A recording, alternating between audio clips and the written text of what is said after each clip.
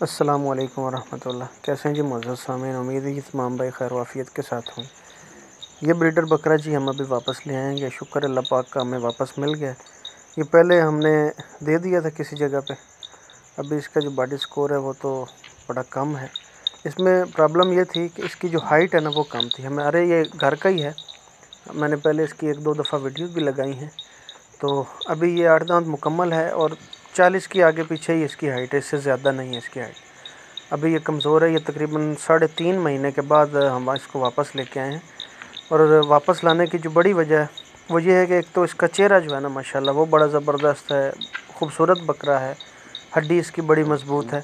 और दूसरा ये है कि हमारे घर की बकरी का है, बकरे का है, हमें इसकी तसल्ली है कि 3, 3.5-4 लीटर से ऊपर इनकी जो है ना इनकी माँओं का, इनकी पूरी जो ब्लड लाइन है उसका दूध है। और अभी हमारे पास इसके जो है ना फ़र्स्ट टाइम बच्चे आए, तो हम तो इस हवाले से बड़े जो हैं हैरान हुए हैं कि इसने बच्चे माशाल्लाह बहुत ही ज़बरदस्त डाले हमारे पास। 6 बकरियाँ टोटल हम क्रॉस थी इससे, तो बच्चे सारे के सारे बड़े ज़बरदस्त हैं इसके।